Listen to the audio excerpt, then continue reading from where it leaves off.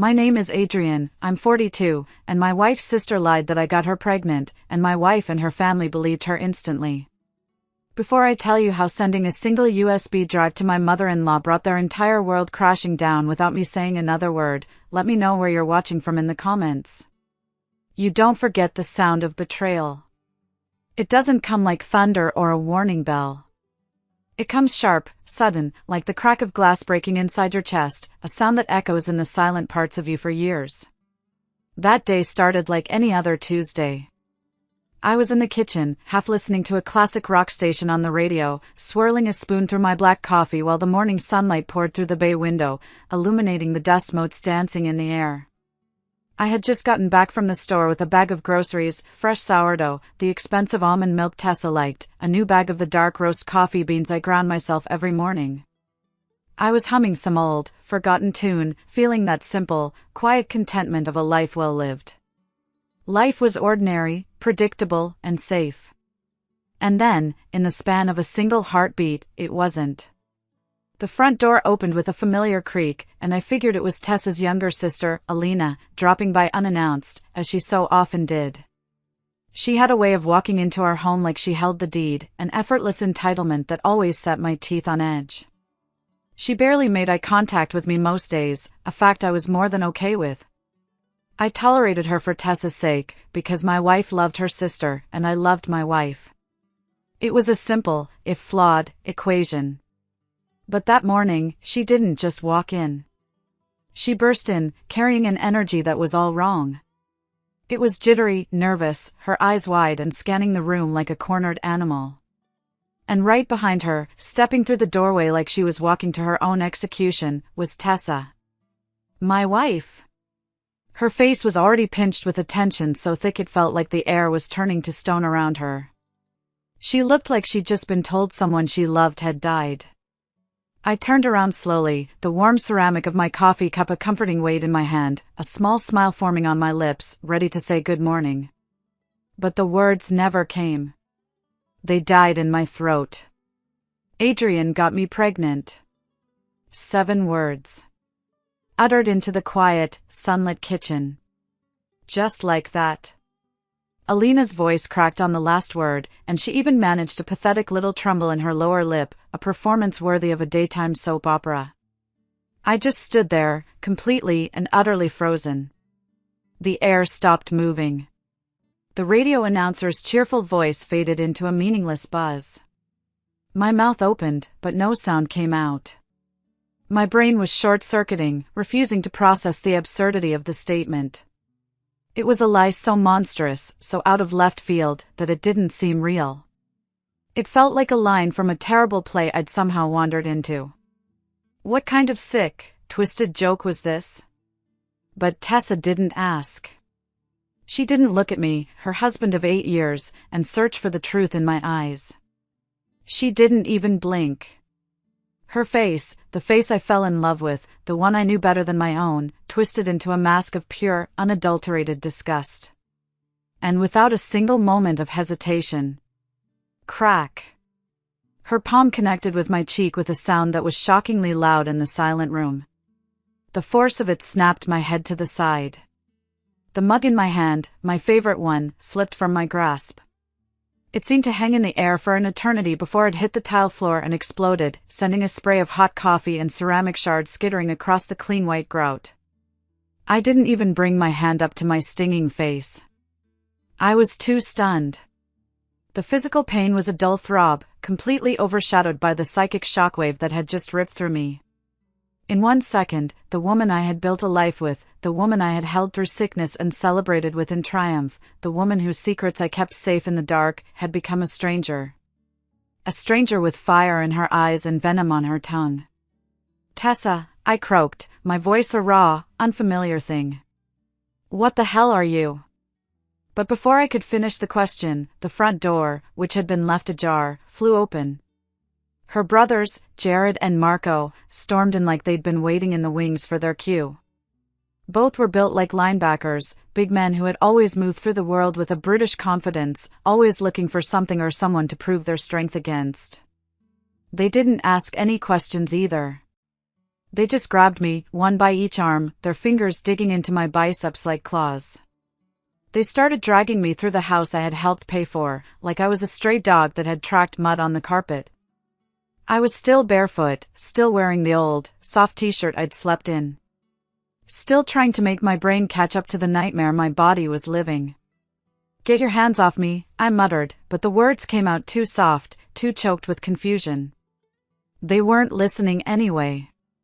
Their faces were grim, righteous. They were on a mission. Once we were outside on the perfectly manicured front lawn, Jared, the older one, balled up his fist and punched me hard in the stomach without warning. The air rushed out of my lungs in a painful, ragged whoosh. I doubled over, gasping. Before I could recover, Marco shoved me against the white picket fence, the same fence I had repainted just last spring, so hard that the wood groaned and I saw a burst of white stars behind my eyes. I didn't fight back. I don't know why. A part of me screamed that I should yell and claw and call them liars, throw punches of my own. But I was paralyzed, trapped in a state of surreal disbelief. This couldn't be happening. Neighbors, drawn by the commotion, peeked from behind their curtains. Mr. Henderson from across the street, the man I helped jumpstart his car just last week, was now standing on his porch, filming the whole thing with his phone. I caught the glint of the camera lens just as Jared spat on the grass near my feet and shouted, "You sick freak. In your own house." My vision blurred, not from the pain, but from a profound, soul-crushing shame. A shame that didn't belong to me, but had been forced upon me anyway. They left me there on the grass, a bruised, humiliated heap.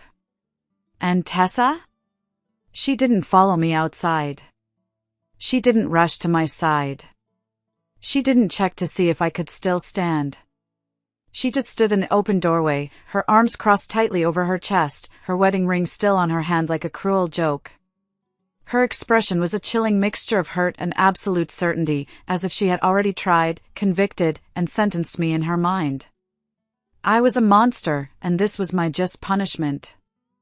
Looking back, the signs were all there, scattered like breadcrumbs leading to this exact moment. Not signs of an affair, but of the rot that had been festering in our family for years, a toxicity I had chosen to ignore. I remember a tense family dinner a few months earlier. I'd just received a major promotion at the architectural firm where I worked. It came with a significant bump in my salary, and I was genuinely excited, proud to share the news with the people I loved. As I told everyone, I saw a strange flicker of something in Tessa's eyes. It wasn't just pride. It was anxiety. A subtle tightening around her mouth that I couldn't decipher at the time. Later that night, I overheard Alina talking to her in the kitchen. Her voice was a syrupy whisper, laced with poison. "He's always so perfect, isn't he?" Alina had said, her tone dripping with fake sympathy. "It must be so hard to keep up. He makes the rest of us look bad." Tessa had defended me then, a weak, "Don't be silly, Alina," but I saw how the words landed. Alina was a master manipulator, framing my success not as a shared victory for our family, but as a personal failing on everyone else's part. She was painting me as an outlier, someone whose achievements made them feel small. There was another incident, even more insidious. A small inheritance from Tessa's grandmother was being divided. It wasn't a huge amount, but Alina threw a fit, claiming her share was unfairly small.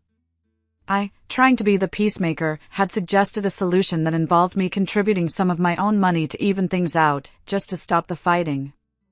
Later, Alina had twisted this act of generosity into an insult. She cried to Tessa, claiming I was throwing my money around to show everyone who was in charge. She was meticulously building a narrative, brick by brick, that I was arrogant, condescending, and looked down on her and her family. So when the final, monstrous lie came, the groundwork had already been laid. Tessa wasn't just believing a lie out of the blue, she was confirming a suspicion that her own sister had carefully and maliciously cultivated for months. She was primed for betrayal. The days that followed that morning were a descent into a special kind of hell. The video of me being beaten on my own lawn went viral in our local community groups, stripped of all context and narrated by outraged strangers. The narrative was already set in stone. I was a monster. My company called the next day. Given the serious allegations circulating online, the HR manager said, his voice cold and clinical, "We're placing you on administrative leave pending a formal investigation." I knew what that meant. In the corporate world, an investigation was just a formality before they showed you the door. My career, which I had spent 15 years building, was over. My phone, which used to be a lifeline to friends and family, became an instrument of torture. Voicemails filled up with vitriol from numbers I didn't recognize. Friends I'd known since college, men who had been groomsmen at my wedding, blocked my number without a single question. I called my best friend, Mark, the one person I thought would have my back. He picked up, and I could hear the hesitation in his voice. "Hey man," he said, his tone strained. "Look, I don't want to pry, but, did you really?" I hung up before he could finish the sentence. If he had to ask, he was already on their side. The shunning was absolute. The owner of the bakery I went to every morning, a sweet older lady named Mrs. Ingram who always saved me a croissant, saw me walk in, froze mid-pour, and muttered, "We're closed for a private event." There were 3 other customers sitting right there, sipping their lattes. A woman at a corner table, someone I recognized from the PTA, whispered loudly to her friend, "That's him." The shame was a physical thing, a hot, suffocating blanket. I walked out without a word. The final, most brutal blow came from Tessa's mother, Eloise. I had always had a good relationship with her. I had once spent a whole weekend during a brutal heatwave moving her entire patio set and rebuilding her garden shed, and she'd tearfully called me the most dependable man in the family. Now, she was on Facebook, commenting under a vague, sanctimonious post about family betrayal. Some men are wolves in family clothing. Wolves. I wasn't even a person to them anymore. I was a predator, a symbol of evil they could all unite against. I checked into a cheap, grimy motel on the far edge of the city and stared at the water-stained ceiling for hours, the world outside fading into a dull roar. How could a single sentence, a lie born from the twisted jealousy of one person, unravel a man's entire life so completely? There was no court date, no trial, no police report. Just a story. And I learned a hard lesson in that motel room. Once a story like that takes root, it doesn't need sunlight to grow. It thrives in the dark, nourished by whispers and righteous indignation. That night, something inside me shifted. The shock, the hurt, the grief, they didn't disappear. But they were burned away by a cold, clarifying rage. A quiet, chilling resolve settled over me. I wasn't going to fight this in their arena. They didn't want the truth, they wanted a villain. Fine. I would give them a ghost instead. I walked into the motel bathroom, the fluorescent light humming overhead, and looked at the stranger in the mirror. My cheek was bruised, my eyes were hollow, but behind the despair, there was a flicker of something new. Something hard and unbreakable. I picked up the small, cheap bar of soap from the sink and, with a steady hand, I wrote a single line on the grimy mirror. "You didn't even ask." Then I went back into the room and started making a plan. This wasn't going to be a panicked escape. This was a strategic retreat. I knew I couldn't stay. Every street corner, every familiar face in that city was now a monument to my humiliation. I needed to disappear, not just from them, but from the man I used to be. The man who was so trusting, so naive, so easily erased. First, I needed cash. Survival required resources. I tried to log into my online banking and felt my blood run cold. Our joint savings account, the one where my substantial promotion bonus had just been deposited, was empty. Drained to the last cent. Alina. It had to be her, with Tessa's blessing and password. They hadn't just destroyed my reputation, they were trying to cripple me, to leave me with nothing. A hot flash of pure rage crawled up my neck, so intense my vision blurred for a second. But I took a deep breath and pushed it down. Emotion was a luxury I couldn't afford. Logic and action were my only allies now. I began the grim task of liquidating my life. I methodically sold everything of value I had left that was solely in my name. My grandfather's vintage Omega watch, my high-end laptop, the collection of first-edition novels I'd spent years curating. I went to pawn shops in neighborhoods I'd never been to, places where faces were forgettable and questions weren't asked. I took lowball offers on online marketplaces without negotiation. Speed was more important than profit. Each item I sold felt like shedding a piece of my old skin, a life that was no longer mine. It was a painful but necessary amputation. With a small, thick wad of cash in my pocket, I walked into a tiny, dusty travel agency I found tucked between a laundromat and a bail bonds office. The bell above the door jingled with a lonely sound. It was the kind of place people go when they don't want to leave a digital trail.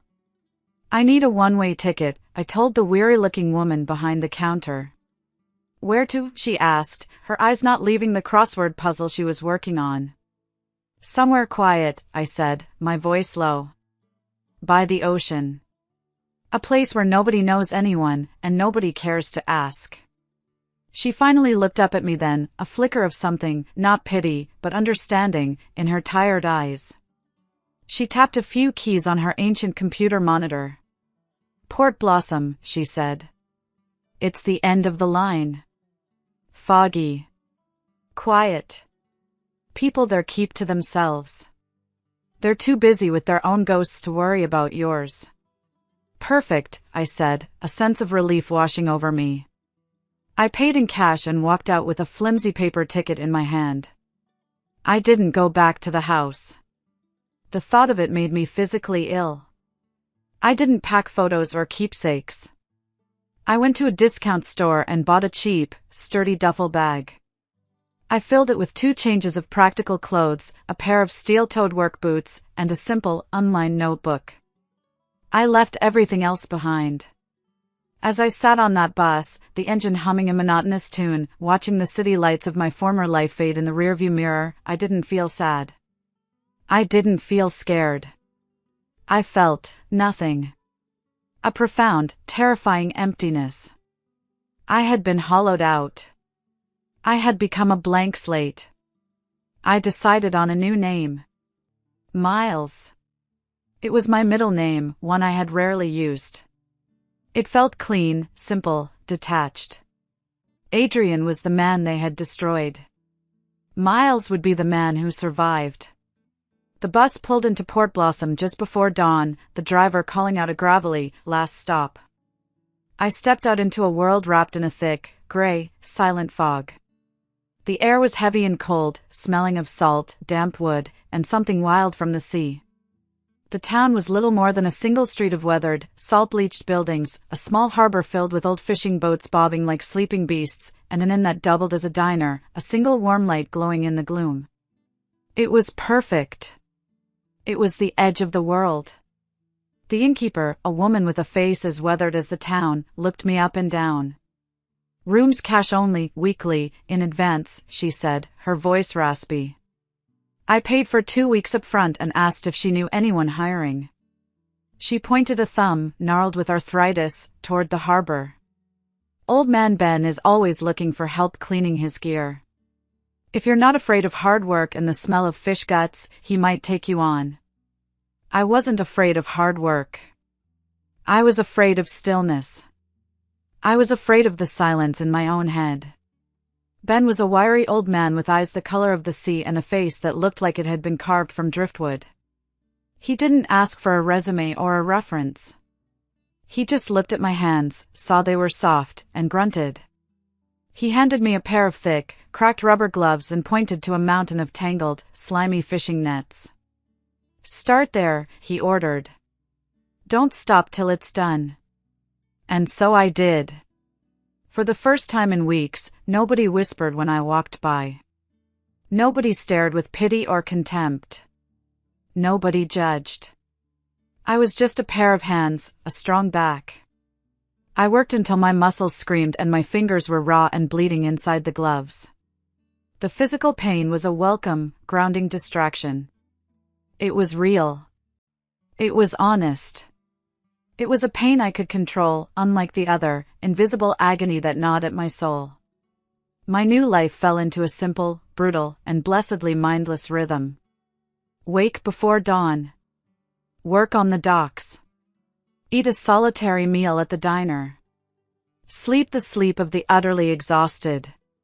No internet, no news, no social media. Just the fog, the salt, the sweat, and the silence. And for a long while, that was enough. I was invisible, but this time, it was by choice. I was no longer Adrian, the accused husband, the disgraced architect. I was Miles, the man who cleaned nets. And in the quiet, forgotten anonymity of Port Blossom, I began the slow, deliberate, painful process of building a man that no one could ever erase again. Healing doesn't happen like it does in the movies. There's no dramatic montage set to an uplifting song. It's a slow, quiet, grinding process, often 2 steps forward and 1 step back. For me, it happened in the repetitive, mind-numbing motion of scrubbing barnacles off a boat hull, in the searing burn of my muscles as I hauled heavy crab pots onto the dock under a cold, drizzling rain. I was rebuilding myself, one painful callus at a time. The work was brutal, but it was honest. The sea didn't care about my past. The fish didn't judge me. The first year in Port Blossom was about pure survival. But in the second year, something began to shift. It started, as most things in that town did, with Old Man Ben. He had a stroke one winter morning, a bad one that left him partially paralyzed and unable to speak clearly.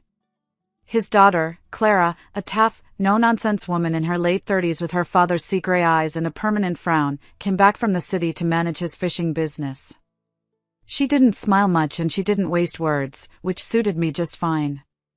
One evening, she found me in the gear shed, sketching in my old, worn notebook.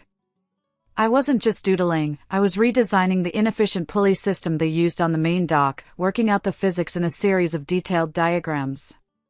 It was an old habit from my past life, the architect in me refusing to stay buried.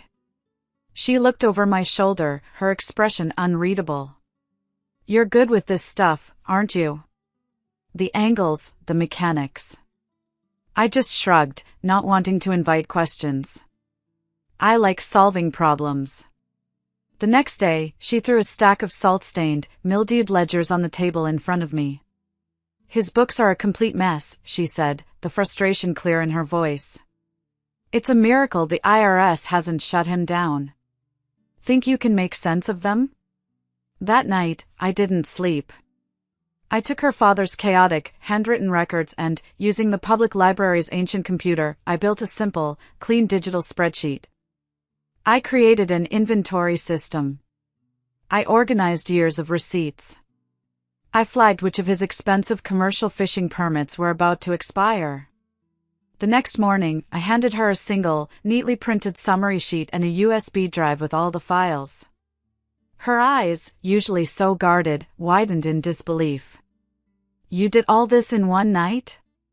You ever think of doing more than just scrubbing nets?" she asked, a genuine question in her voice.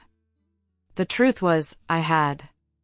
In the quiet of my small, sparse room, I had started teaching myself to code again. It was a skill from my old life, a hobby I'd once loved but had let atrophy. But here, in the silence and isolation, it came back to me. It was logical. It was clean. Code didn't lie. It didn't have hidden motives. It either worked, or it didn't. That week, I walked to the county clerk's office and, for a small fee, registered a business. AM Tech. A quiet nod to the initials of the man I used to be, Adrian Miles. I started small, building simple, functional websites for local businesses that were still stuck in the analog age. The flower shop, a small cafe, a boat rental company. Word of mouth is the only currency that matters in a town like Port Blossom. "Go see Miles," people started to say. "He's quiet, but he can fix anything." I saved every dollar I made. Eventually, I had enough to rent a small, dusty, forgotten workshop at the edge of town, overlooking the harbor. It wasn't much, but it was mine. I spent weeks fixing it up myself. Every screw I drilled into the wall, every shelf I painstakingly leveled and put up, was an act of defiance. I was building something real, something tangible, something that belonged to me and me alone. I was becoming visible again, but this time, it was on my own terms. My little business grew, quietly but steadily. I hired 2 locals, smart kids who were eager to learn and grateful for a job that didn't involve fish guts. I sponsored the town's annual Fug Fest, my company's logo printed on the back of the t-shirts. I was no longer just Miles, the guy who worked the docks. I was Miles, the founder of AM Tech, the guy who was helping Port Blossom connect to the wider world. Then, 2 years to the day after I had vanished, it happened.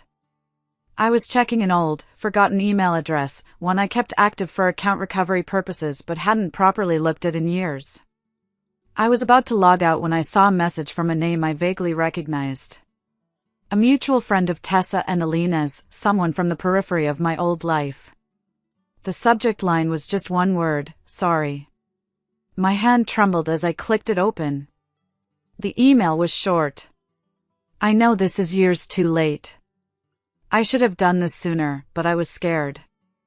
I heard what happened. This won't fix it, but you deserve to have it. Attached was an audio file. My heart pounded in my chest, a frantic, trapped bird. I put on my headphones, took a deep breath, and clicked play. And then I heard it. Alina's voice. She was laughing, her voice slurred and ugly. It sounded like she was drunk at a party, holding court for a group of friends.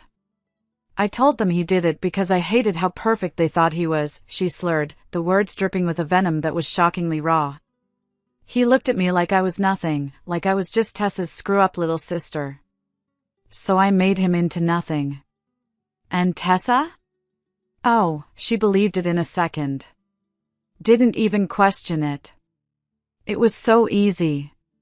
My blood ran cold. It was a confession.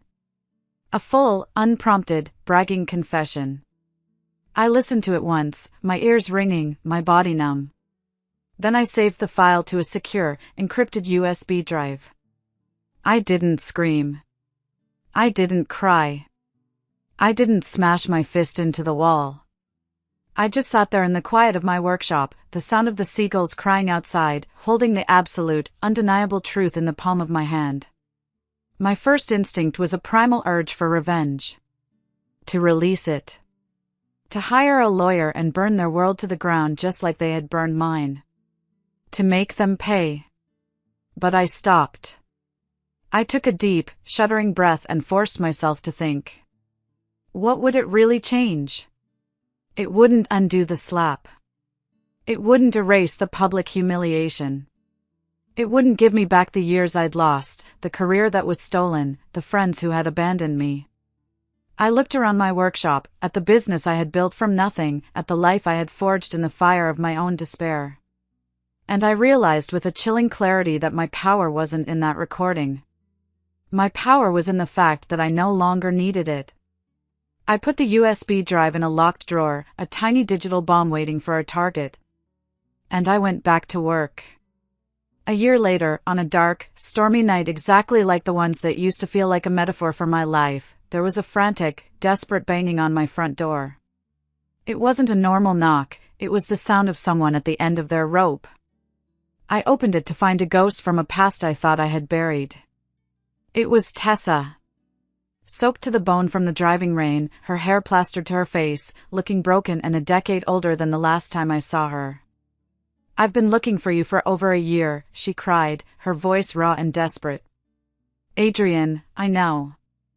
I know everything. She stumbled through an explanation. It had all unraveled. Alina's lies had finally caught up with her. She tried to pull a similar stunt on someone else, accusing a married boss of harassment after her own poor performance led to a demotion. This time, however, the man fought back.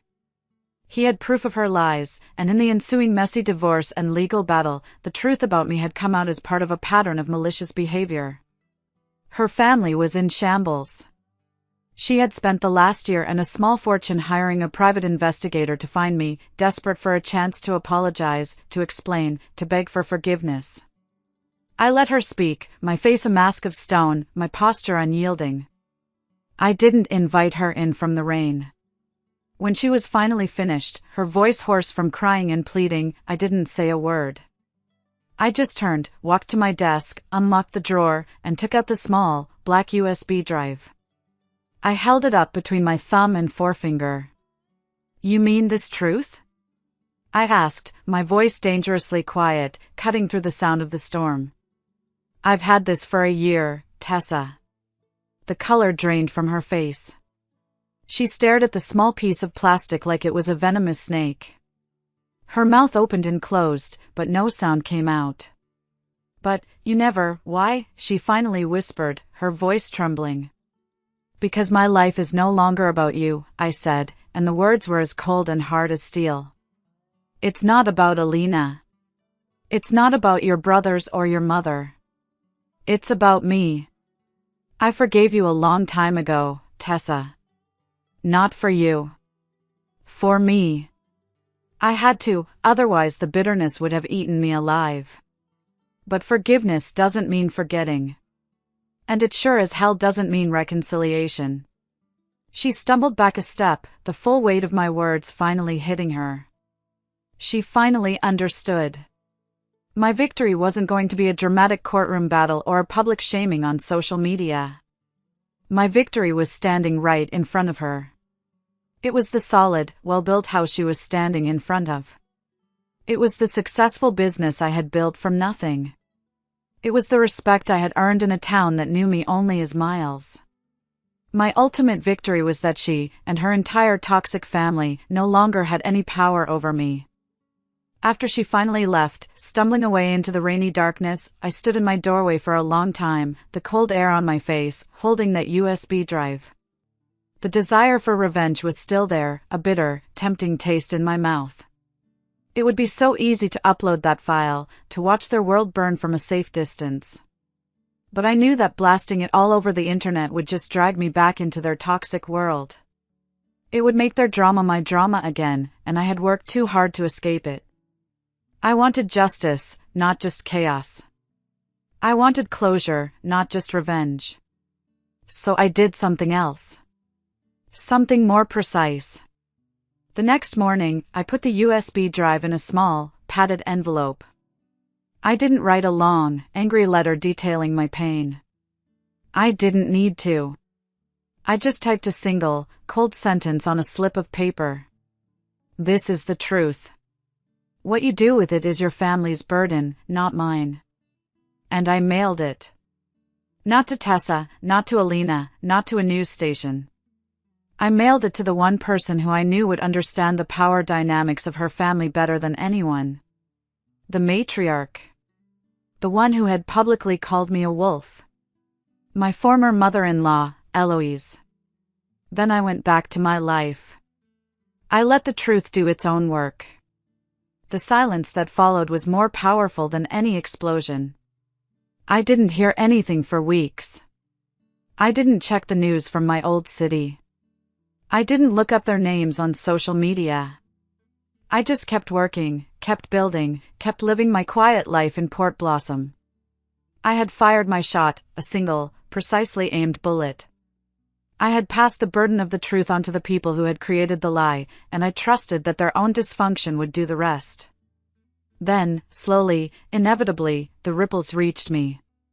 A friend from Port Blossom, who knew a little of my past, sent me a link to a news article from my old city's newspaper.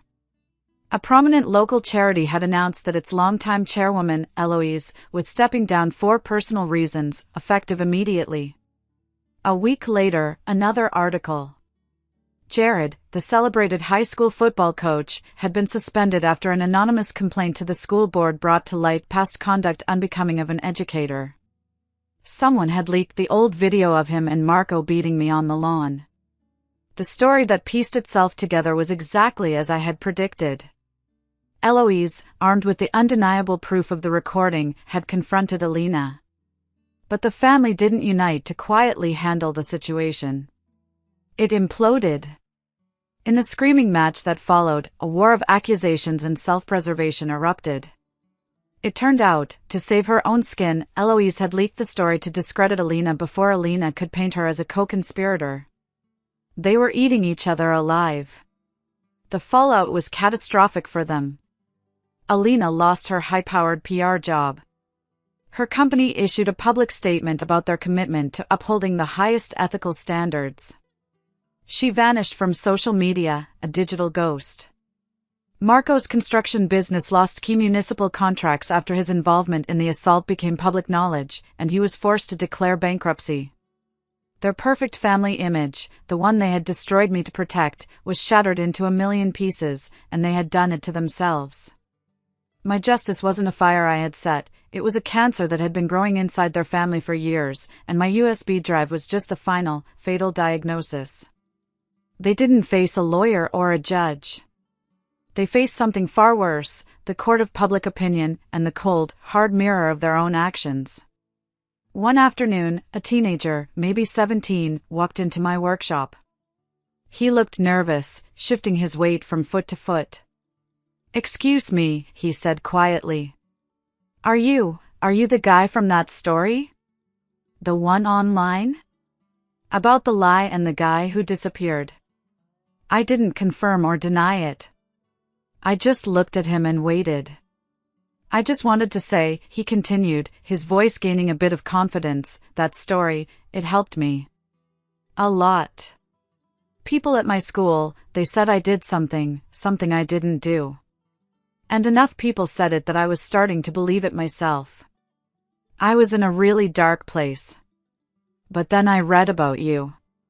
About how you didn't fight them. You just walked away and built a new life. A better one."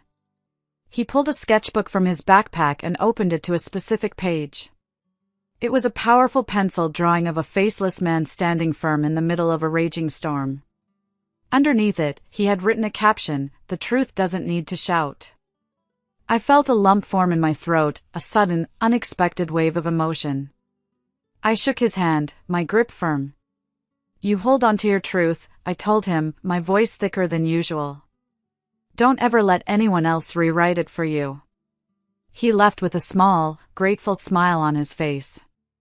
And it was in that moment, in that quiet workshop, that I finally understood. My real victory wasn't their downfall. It was his survival.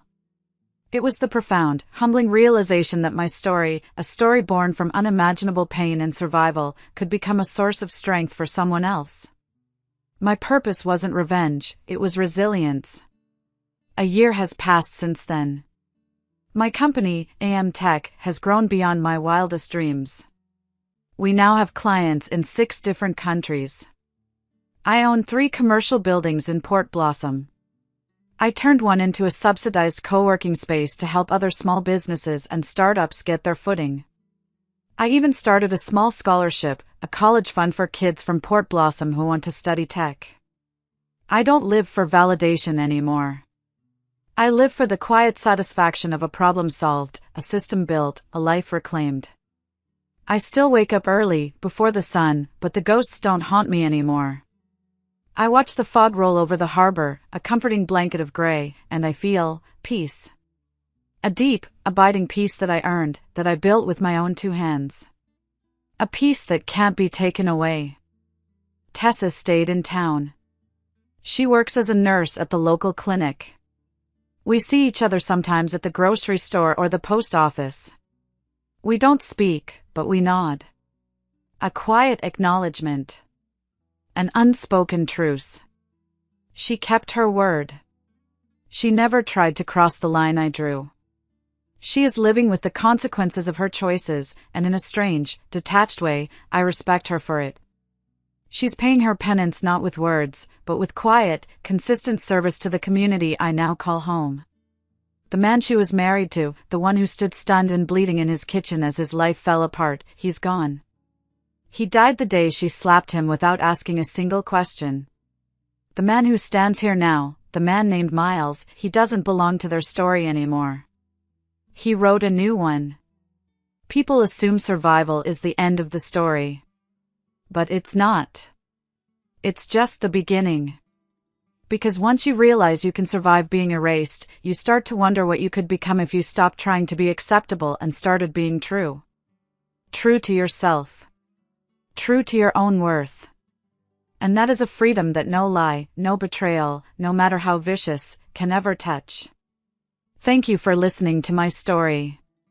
It wasn't easy to share, but I felt it was important. If you've ever felt like your world was collapsing because of the actions of others, I want you to know you're not alone. What's one piece of advice you would give to someone trying to rebuild their life from scratch? Let me know in the comments below. And if this story resonated with you, please consider liking this video and subscribing to the channel. It helps more than you know. Until next time, take care and stay strong.